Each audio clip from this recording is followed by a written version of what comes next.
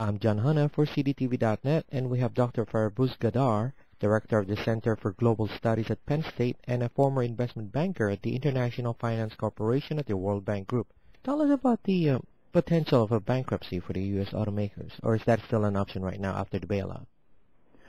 I think the likelihood of that happening in the near future has basically been dissipated. I think what we're probably going to see is a period of time where they're going to be helped with these packages, but then if sales does not pick up by the end of 2009, we're going to see some more problems occurring. It really depends very much on what the sales figure end up being in 2009. Historically we were selling around 18 million cars per year. That Ford's prediction and their estimate that they don't need any money was based on sales of roughly about 12. We're now selling just slightly over 10. So at this rate, everybody will be in dire straits. But hopefully this will gradually pick up. If the sales pick up, then I think we're all going to be okay. But if it doesn't, then we're probably going to have to see some consolidation going on. And if there's no consolidation, even a possibility of somebody going bankrupt. With all of those consolidations going to be happening, that's going to affect a lot of the factory workers and pretty much the distribution channel as well, and with all the car dealerships. Is that correct? Well, that's going to have to happen anyway because we just have so many dealerships. Each one of the manufacturers have maybe 20% more dealerships than they really need. That's even assuming sales goes to 12, 13, 14. The dealership network is geared for selling 20 million cars. If we're going to sell 15 million cars or 12 million cars, it is either way, whether they go bankrupt and they close down or whether they consolidate and they close the dealerships. We're really going to have to see a reduction in the dealerships, according to our estimates, of at least 20 to 30%. How can the U.S. automakers avoid bankruptcy, not just hoping to have a better sales for 2009? Well, I mean, if you look at the cost structure, there's quite a bit of fixed cost involved in it. And if you look at the labor costs are also a little bit less flexible and a little bit more expensive than their competitors, even their domestic Asian competitors. Their costs are quite high.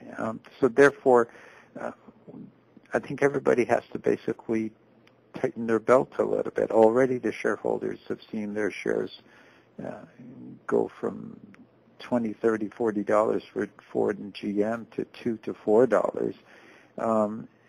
The bondholders probably will also be hurt. And the workers also have to tighten their belt. So I think everybody is going to have to tighten their belt if they want these corporations to certainly survive. That is regardless of what's going to happen at sales. Now, if sales also goes up to 18, 20 million, then of course we're all safe for a while. But at the end of the day, you're going to have competitive products manufactured at competitive costs that the customer likes.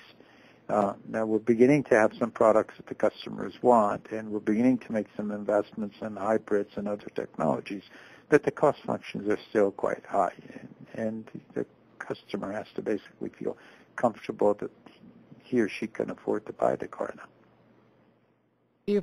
If the automakers file for bankruptcy, what's going to happen, and what will happen to the bailout money? Well, I mean, they've structured the loans so they get sort of first dibs to what's going to happen.